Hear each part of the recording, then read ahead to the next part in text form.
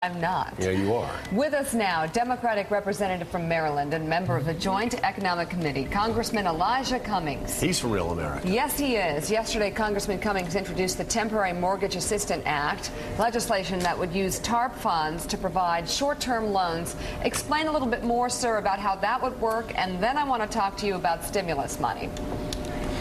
Basically, what we're trying to do, we've got a lot of people who are losing their homes throughout our country.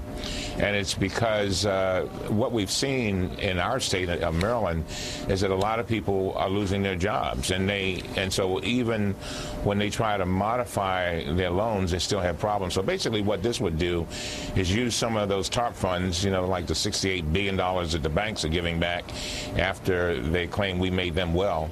Use some of that money to give people temporary loans over a course of 18 months and help them with their mortgage payments, and actually be in the form of a loan, but it would be paid directly to the mortgage company. That would keep people in their houses, allow them to get a job as the economic efforts of the president work, and I do believe that they will work in spite of the things that you all have been saying this morning. And the fact is that that will allow mortgage companies to get their money. It will allow communities to remain intact without property values consistently going down as they are in Baltimore and Cleveland and other places. And it will allow people to stay in their homes, which is very significant. Well, people have to live somewhere. Yes, they do. Yeah, they do. Elijah, you're and by the way, we apologize for Lawrence O'Donnell. He's a right-wing tool. Well, but we're all yes, cheering for the president and his economic plan. We hope things turn around. One of the questions, though, that we've been bringing up is Laura Tyson talking about the possibility of the second stimulus plan.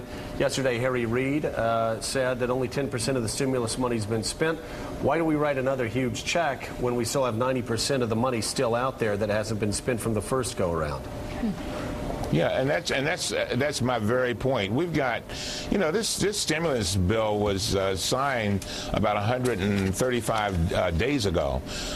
We still have a long way to go with the money, and I do believe that we will see this turnaround. It's consumer spending, retail spending is up. That says a lot, and that's the first time it's been up in 3 months, and I think that's very significant. And I think that, you know, and somebody in your panel said a few minutes ago, they were talking about health care and they were talking about all the efforts of the president. One of the things that people forget is that, and I've said it over and over again, Joe, people underestimate Barack Obama. They have underestimated this president over and over again. Lawrence O'Donnell. Starting with seriously, starting with you, Elijah. Lawrence, why do you hate the president, Lawrence? Why do you hate America? No, I'm not saying he hates him. I'm saying he's underestimating him. Before Iowa, okay. So I'm afraid I have not. I've not been in the underestimating business. Congressman, just explain though some of the problems that the stimulus funds, well, that the problems in terms of the money going where it's supposed to go. Do you agree that there are glitches and that the money is not being used properly in many cases? This morning, we will be holding a hearing in Oversight and Government Reform, where I'm a senior member, and we will talk about some of the possible glitches that are taking place. But the fact is that I think the stimulus money is being spent and is right on course. Our state of Maryland, we've done a terrific job with regard, and our Governor O'Malley has done a terrific job of getting the money out.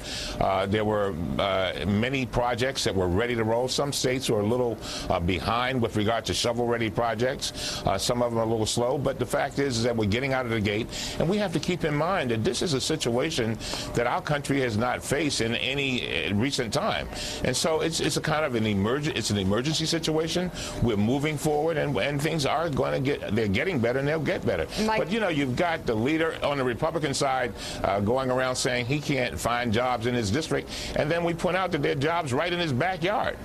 So I mean, that are being created because of this stimulus money, and I can show you article after article after article of jobs that are being produced. Mike Barnickel's actually looking at an article right now. Mike, what are you getting at here? Congressman, actually, I'm looking at a full-page ad placed today in the New York Times by J.P. Morgan.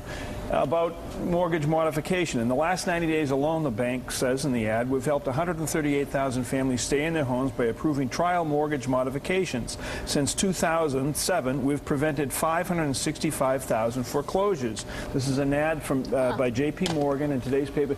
Do you think, Congressman, the banks are doing enough to work in concert with programs like the one that you propose on mortgage modification, or can they do more? I think that, first of all, I think the banks are doing a lot, and you know, it surprises me to even be able to say that.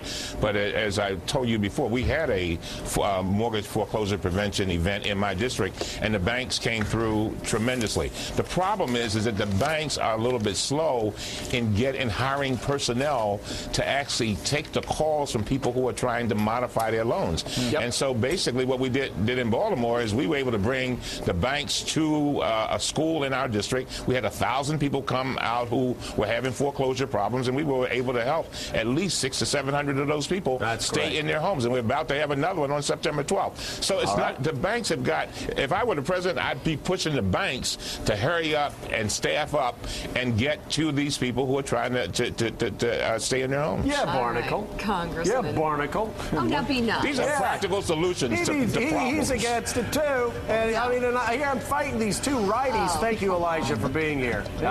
Congressman, thank you very much. Hey, Pat Buchanan, look, I know you got to go, but a closing thought about what Rahm Emanuel's having to juggle right now.